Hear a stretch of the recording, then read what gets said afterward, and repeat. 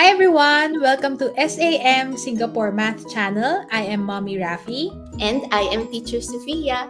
And for today's video, we're going to talk about how important math is, especially for everyday life.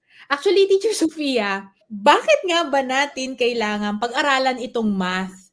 I think maraming mga students natin ang nagtatanong niyan, bakit nga ba siya kailangan pag-aralan? Ang hirap-hirap niya. Parang nag-handle ako ng, as in yung mga preschoolers, ganyan. I remember it, this student, girl siya, she was like 5 years old. Tapos first time niya mag-enrichment program. And then she was asking me, first na, tapos na yung assessment niya. As in first day na niya for for SAM. Sabi ba naman niya sa akin, Teacher Sophia, I have a question. Sabi ko, oh yes, ganyan, di ba, pa-bubbly? Oh yes, what's your question? Sabi ba naman niya sa akin, I hate math. Why do I even have to study math? Sabi ko sa akin, how old are you? Tapos yung pangalan ng bata. Tapos sabi niya, I'm 5 years old. Sabi ko, how did you know you're 5 years old?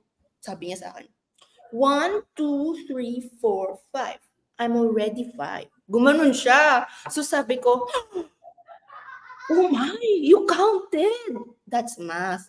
Siya sa akin, parang, gumanon siya. Tapos sabi niya, Nagtanong ka eh.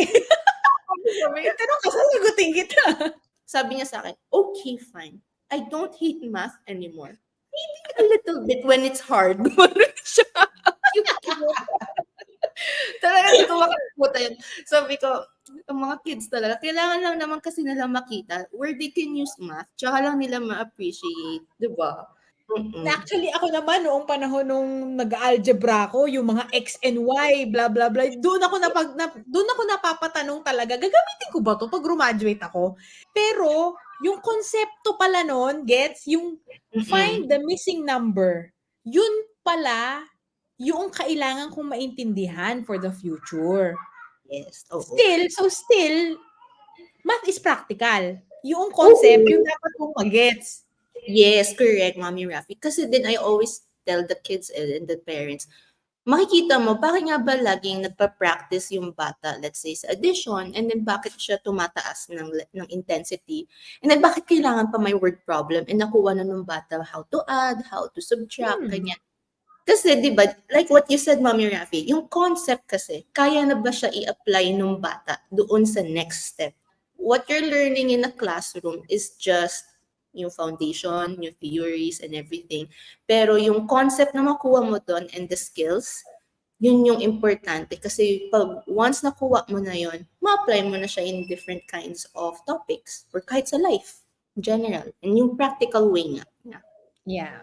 Teacher, speaking of practical way, ano ba yung, maybe we can do a list today, ano yung mga practical life activities na pwedeng gawin ng mga parents with their child to reinforce math?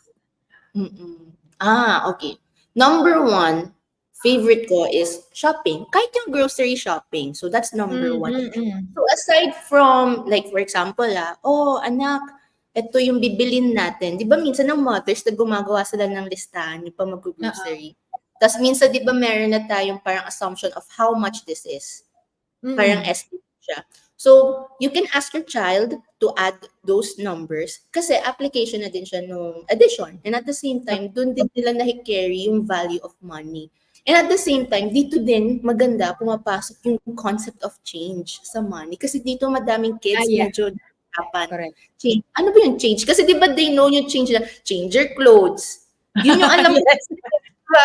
Oo, di ba? Change your shoes. It doesn't match your outfit. Ganyan. Pero pagdating sa money, hindi nila ma-understand yung word na change. So pagdating Na sa yung word sukle. yung tas tayo, di ba, parents, yung sukli lang yan, anak. Ano yung sukli? What's that? That's a whole new thing sa kanila. So at least dito, practical way siya. At the same time, nakikita nila na, yung sukli pala is yung sobra or yung excess from the money that we paid the cashier. I think teach another activity, a practical math activity would be baking. Tama ba? Yes. Or Baking anything that involves scoops. Measurements, yes, Ayun. opo. Yes, that's correct. So, kasi dito din nila makikita na yung mga 1 cup or minsan yung ml, yung mga milliliters, okay din for them to have like a visualization of it. Kahit ba yung cups lang, at least magkakaroon silang familiarity. Ano yung ibig sabihin ng mga yun. Para pagdating sa higher levels or even sa school, it's easy for them to understand yung unit of measurements na. And also, connected sa eating, no? Yung eating together. Like, for example, di ba, naririnig natin sa parents, oh, hating kapatid yan, ha? Oo. At least alam, share kami. Kailangan share kami ni kuya. Dapat share kami ni ate. Doon din, pwede na natin ipasok yung concept of fraction. Or yung is actually a form of division. Kasi sa division naman, yun yung noun for the concept of sharing equally. Kaya di ba hating kapatid? Kasi dapat fair. So, pwede nyo nang isingit, oh, division yan, na. Paano pag tatlo kayong magkakapatid, paano nyo ihahati yan? Parang ang hirap na. Pag dalawa lang kayo, madali, di ba? Na pareho kayo ng size. Paano kung tatlo na? Nasisingitan. Oo. Medyo nasisingitan natin siya ng ganun. So, pwede siya i-connect. Nice. And then, pwede din, kunyari, pag mahilig yung bata sa sports, di ba, ang mga kids ngayon, soccer, basketball, swimming, minsan, para din maano sila, yung mga younger kids na nanonood sa ates, kuyas, para hindi din sila ma-bored, pwede nyo din sabihin or i-ask na, oh, can you count the score of kuya or ate? Oh, how many more points does kuya need to reach a certain point or to win? Yung mga ganon, na sila sa counting. And at the same time, you're introducing yung comparison or yung comparing kasi medyo hirap yung kids dun eh.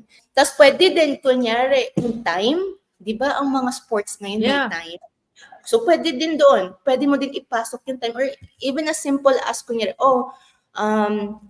anak, ang class mo will start at 7 a.m. You have to wake up at, let's say, 5 a.m. para hindi ka malate sa school kasi maliligo ka pa, kakain ka pa ng breakfast.